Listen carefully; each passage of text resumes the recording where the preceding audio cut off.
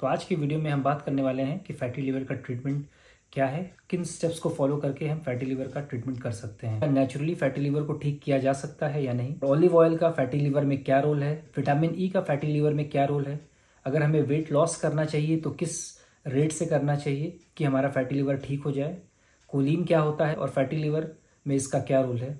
तो इस तरह के क्वेश्चंस को हम इस वीडियो में आंसर करेंगे, तो लास्ट तक इस वीडियो में बने रहिए।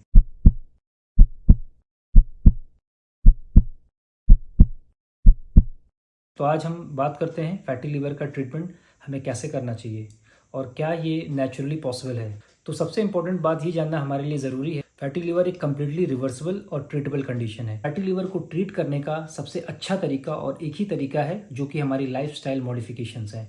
हमें अपनी लाइफ में कुछ ऐसी हैबिट्स को इंक्लूड करना है और कुछ अनहेल्दी हैबिट्स को निकालना है ताकि हम अपने फैटी लिवर को नेचुरली रिवर्स कर सकें। FDA यानी कि food and drug administration, FDA ने किसी भी तरह का मेडिकेशन या किसी भी तरह का ड्रग डायरेक्टली फैटी लिवर को ट्रीट करने के लिए अभी भी अप्रूव नहीं किया है। कोई भी मेडिसिन या कोई भी बायोलॉजिकल प्रोडक्ट जब भी मार्केट में अवेलेबल होता है तो उसको एफडीए का अप्रूवल चाहिए होता है। जो भी हमारे पास मेडिकेशंस अवेलेबल हैं वो इनडायरेक्टली फैटी लिवर में बेनिफिशियल होते हैं। जैसे कि कुछ ऐसे मेडिकेशंस अवेलेबल हैं जो हमारा वेट लॉस करते हैं, कुछ ऐसे लिपिड लोवरिंग ड्रग्स हैं जो कि हमारे कोलेस्ट्रॉल को कम करते हैं, हमारे ट्राइग्लिसराइड्स को कम करते हैं, जिससे हमें फैटी लिवर को ट्रीट करने में मदद मिलती है।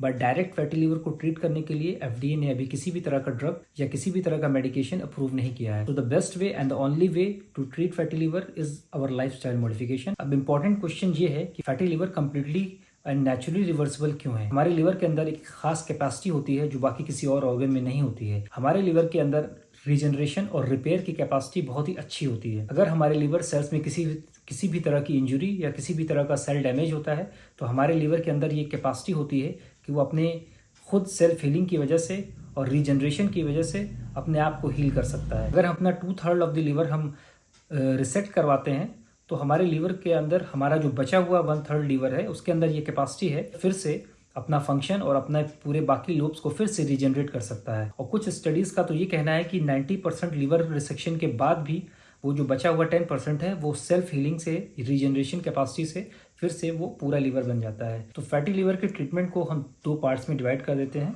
कुछ जनरल रिकमेंडेशंस हैं जो इन जनरल हमें फॉलो करनी है, जिसमें हम ये बात करेंगे कि कौन सी चीज़ें हमें अवॉइड करनी है, किस तरह का खाना हमें अवॉइड करना है, किस तरह का फूड और किस तरह की डाइट हमें लेनी है और एक्सरसाइज में हमें क्या क्या करना है। और कुछ स्पेसिफिक रिकमेंडेशंस हैं, कुछ ऐसे सुपर फूड्स हैं, कुछ ऐसे माइक्रो न्यूट्रिएंट्स, कुछ ऐसे न्यूट्रिएंट्स हैं, कुछ स्पेशल फूड्स हैं जिनके बारे में बात करूंगा जो हमारे फैटी लिवर को हील करने में हमारी मदद करेंगे। तो जनरल रिकमेंडेशंस में हम बात करने वाले हैं 5 ऐसे स्टेप्स जिसको अगर आपने ऑनेस्टली एंड स्ट्रिक्टली अगर फॉलो कर लिया तो ज़्यादातर स्टडीज़ जो रिसेंट स्टडीज़ हैं 2019 में, 20 में और 21 में और इवन 22 की स्टडीज़ भी यही कहती हैं कि अगर आपने इन जनरल रिकमेंडेशंस जो भी हैं इनको फॉलो कर लिया आपका फैटी लिवर पहले की तरह ही बिल्कुल हो जाएगा। आप अपने फैटी लिवर को इवन ग्रेड 3 तक भी है तो आप उसको रिवर्स करके अपना लिवर बिल्कुल हेल्दी एंड नॉर्मल कर सकते हैं। तो सबसे पहला स्टेप है आपको शुगर्स अवॉइड करनी है। आपको शुगर्स किसी भी फॉर्म में अवॉइड करनी है, स्पेशली जो एडेड शुगर्स होती हैं जो आपकी स्वीट डिशेज़ में,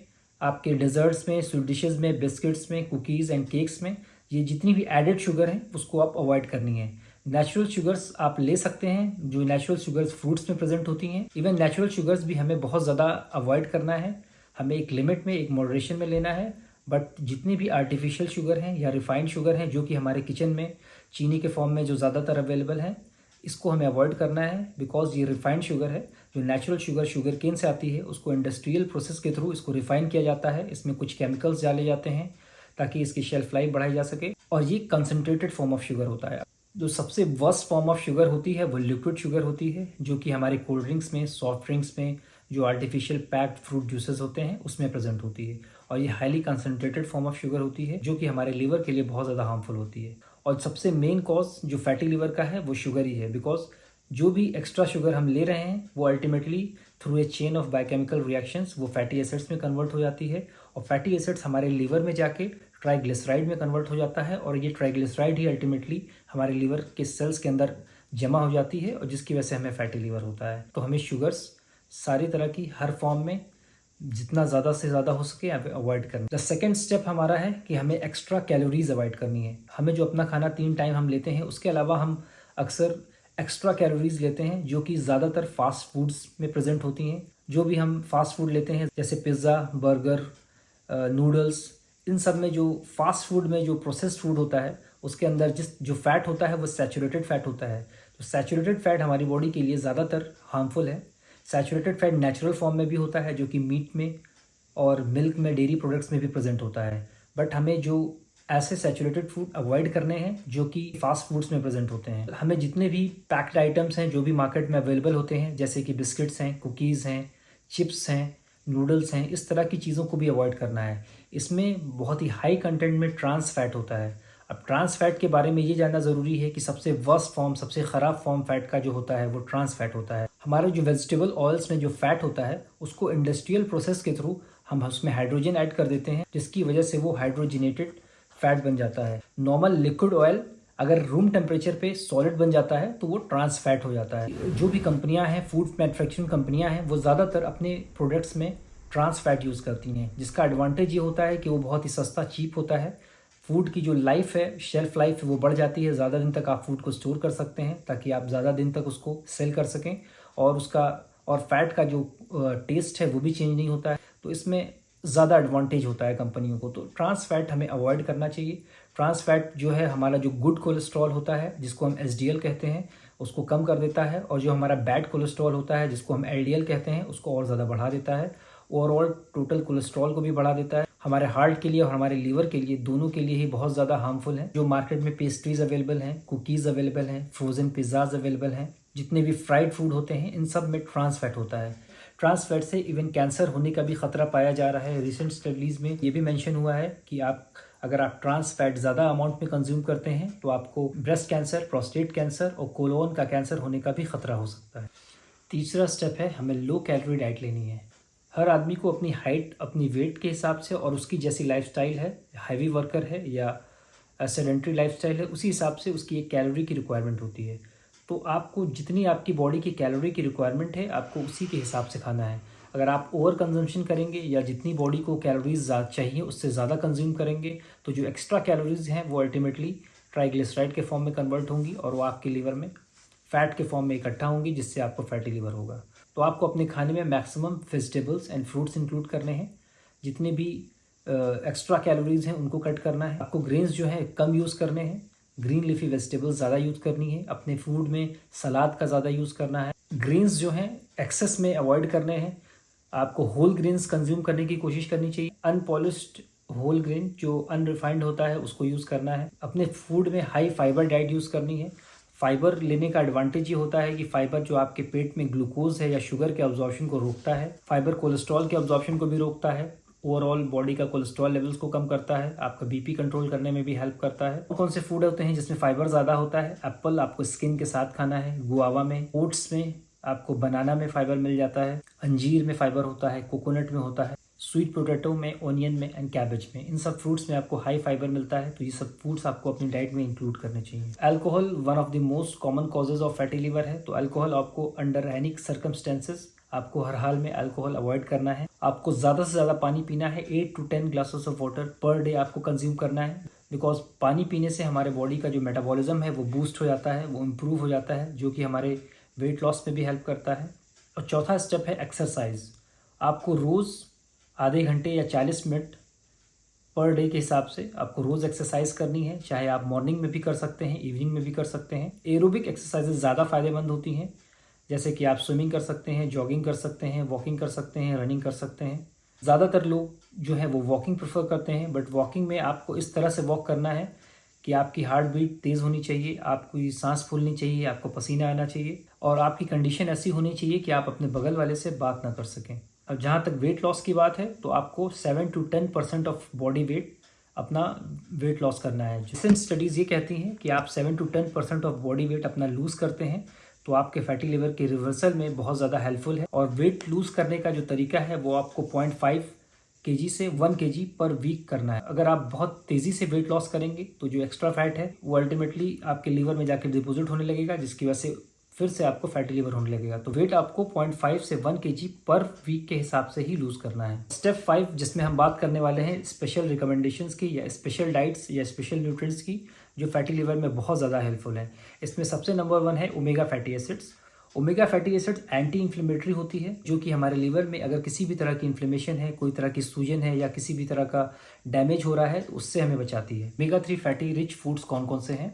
सबसे इंपॉर्टेंट ऑलिव ऑयल है, जिसमें बहुत ही ज़्यादा ओमेगा फैटी एसिड्स होती हैं। फिश या फिश ऑयल में बहुत अबंडेंट अमाउंट में ओमेगा 3 फैटी एसिड्स होती हैं। फ्लैक्स सीड्स में और ब्लैक सीड ऑयल में, इन सब फूड्स में ओमेगा फैटी एसिड्स का कंटेंट बहुत रिच होता है। ओमेगा 3 फैटी एसिड्स के अंदर एंटी इन्फ्लेमेटरी प्रॉपर्टी होती है, एंटीऑक्सीडेंट प्रॉपर्टी होती है, जो कि फैटी लिवर में हमें बहुत ज़्यादा हेल्पफुल है। फैटी लिवर में लिवर सेल्स के अंदर फैट जमा हो जाने की वजह से एक तरह का जीन होता है जिसको हम न्यूक्लियर फैक्टर कप्पा बीटा कहते हैं, वो एक्टिवेट हो जाता है, जिसकी वजह से इन्फ्लेमेटरी मॉलिक्यूल्स या कुछ ऐसे साइटोकाइंस हैं जो हमारे बॉडी में इन्फ्लेमेशन बढ़ा देते हैं, जैसे कि TNF ट्यूमर नेक्रोसिस फैक्टर और इंटरल्यूकिन 6।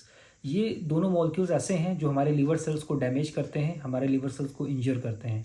तो ओमेगा फैटी एसिड जो है वो न्यूक्लियर फैक्टर कप्पा बीटा यानी NF-k बीटा को कम कर देता है, इसकी एक्टिविटी को कम कर देता है। तो इन्फ्लेमेटरी मॉलिक्यूल्स जो भी हैं या जो भी साइटोकाइंस हैं वो बन नहीं पाते, जिसकी वजह से हमारा लीवर जो है इन सब चीज़ों से बचा रहता है और हमारे जो लीवर में जो डैमेज हुए उससे हम बच सकते हैं। ऑलिव ऑयल हमें अनरिफाइंड और अनहीटेड यूज़ करना है, बिकॉज अगर हम ऑलिव ऑयल को रिफ़ाइन कर देंगे तो रिफ़ाइन करने में कुछ केमिकल्स यूज़ होते हैं, कुछ प्रिजर्वेटिव्स यूज़ होते हैं, और हीट करने पे भी उसकी जो एंटी इन्फ्लेमेटरी प्रॉपर्टी होती है या एंटीऑक्सीडेंट प्रॉपर्टी होती है वो चली जाती है। हमें cold pressed unrefined olive oil या एक्स्ट्रा वर्जिन ऑलिव ऑयल ही यूज़ करना चाहिए। दूसरी इंपॉर्टेंट चीज़ है विटामिन ई।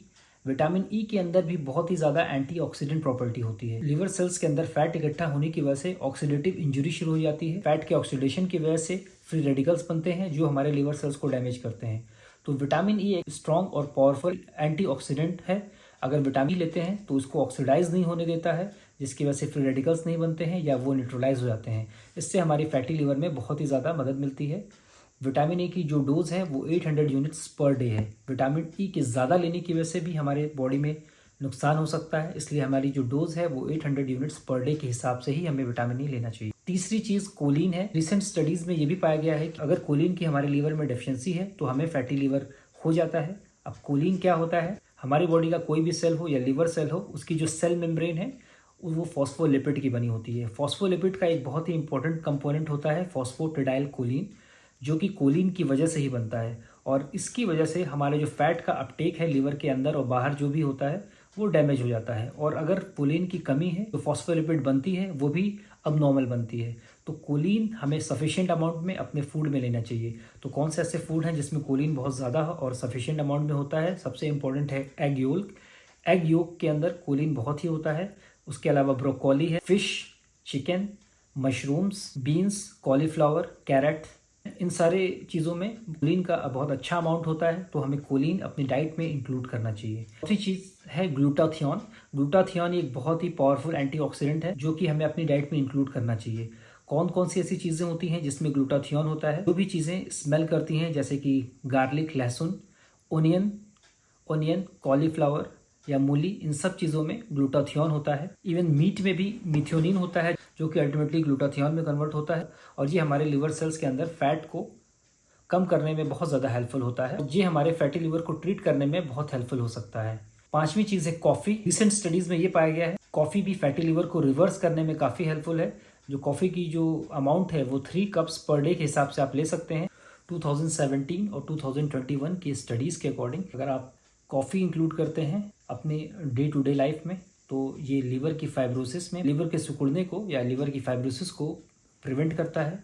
तो आप कॉफ़ी भी ले सकते हैं जो कि आपकी फैटी लिवर में काफ़ी हेल्पफुल हो सकती है। जिन लोगों में विटामिन डी की डेफिशिएंसी है उनमें फैटी लिवर ज़्यादा पाया जाता है, तो विटामिन डी की डेफिशिएंसी को भी आपको ठीक करना है। पोटेशियम की डेफिशिएंसी अगर आपकी बॉडी में है तो भी ये फैटी लिवर के साथ बहुत ज़्यादा एसोसिएटेड है। अगर आपको पोटेशियम की डेफिशिएंसी है तो उसकी वजह से भी आपको फैटी लिवर होने के चांसेस बहुत हैं।